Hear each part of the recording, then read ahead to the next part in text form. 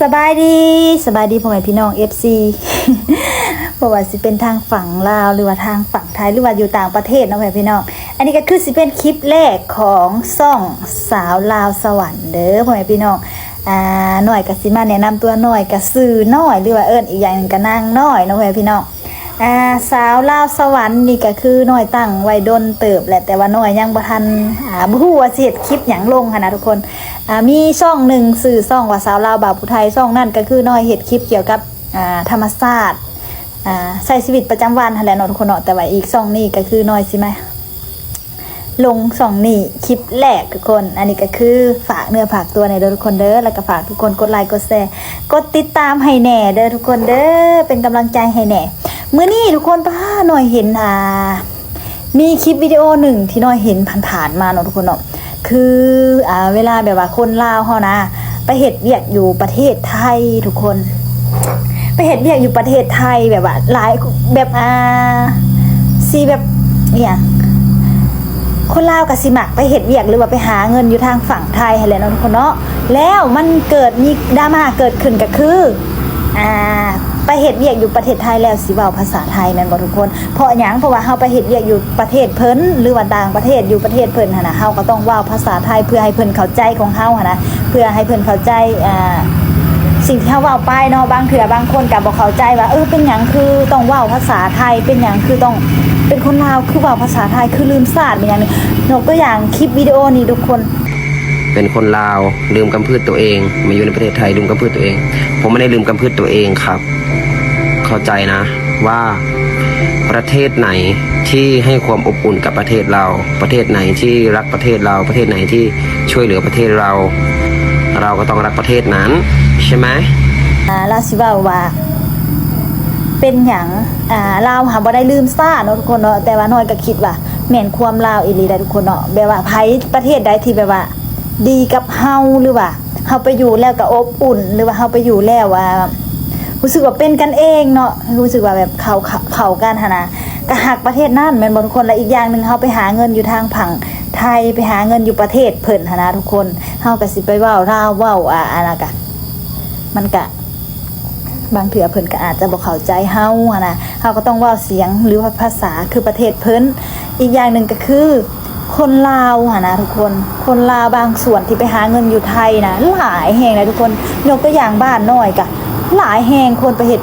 งานอยู่ไทยหรือว่าไปหาเงินอยู่ไทยนะเป็นหยังคือต้องไปประเทศไทยทุกคนอีกอย่างนึงก็คือภาษาเนาะทุกคนเนาะภาษานี่เว้าแบบคล้ายๆกันแล้วก็เข้าใจง่ายนะทุกคนสองนี่ก็คือมันแบบใกล้กับประเทศลาวแน่แบบว่าเป็นบ้านพี่เมืองน้องเขาแหละนะน้อยคิดว่าหลายคนอาจจะคิดแบบนี้จังไปหาเงินอยู่ทางฝั่งไทยทางประเทศประเทศเกาหลีประเทศจีนก็มีอยู่เนาะมีอยู่คนที่ไปแต่ก็ส่วนมันก็บ่หลายเนาะทุกคนเนาะมันส่วนหลายเพราะหยังเพราะว่าเวลาเฮาไปมันก็ยากแน่เพราะว่ามันใกล้เนาะทุกคนเนาะมันใช้เวลาไกลแล้วก็มันต้องมันแล่นหลายๆอย่างแต่ว่าอยู่ไทยเนาะเวลาเฮาแล่นพาสปอร์ตนะทุกคนเฮาแล่นพาสปอร์ตเฮาก็สามารถไปได้แล้วก็อีกอย่างก็คือพี่น้องทางฝั่งไทยใจดีทุกคน ใจดีคือน้อยมีช่องหนึ่งเด้ทุกคนช่องหนึ่งก็คือช่องสาวลาวบ่าวผู้ไทยน้อยลงคลิปไปFC ทางฝั่งไทยหลายเนาะทุกคนเนาะส่วนหลายแม่น FC ทางฝั่งไทยขอบใจเด้อที่มาติดตามและน้อยก็หวังว่าสิมาติดตามหน่อยช่องนี่แน่เด้อทุกคนเด้อฝากแน่เด้อเพราะว่า น้อยช่องนั่นละน้อยก็สิเฮ็ดอยู่แต่ว่าบ่ค่อยมีเวลาไปถ่ายคลิปอยู่ว่างอื่นนะแต่ว่าช่องนี้น้อยสิเฮ็ดคลิปแบบว่าอยู่เฮือนนะทุกคนอยู่เฮือนหาคลิปที่แบบว่าเฮาอยู่เฮือนก็เฮาก็สามารถเฮ็ดได้แบบนี้นะทุกคนฝากในเด้อทุกคนเด้อฝากเป็นกำลังใจให้หน่อยแน่อาจจะได้เห็นคลิปหน่อยหลายๆคลิปออกมา เพราะว่าน้อยก็กำลังเริ่มลงคลิปช่องนี้ยังบ่ทันมีผู้ติดตาม1คนตอนนี้คือทุกคนฝากติดตามในเด้อทุกคนเด้อก็คือประเทศไทยกับประเทศลาวก็เป็นบ้านพี่เมืองน้องแหละทุกคนเนาะความเข้าใจแบบว่าสำหรับน้อยมารู้สึกว่าหักประเทศไทยได้ทุกคนเลยเป็นคนลาวแต่ว่าหักประเทศไทยอีกอย่างคือน้อย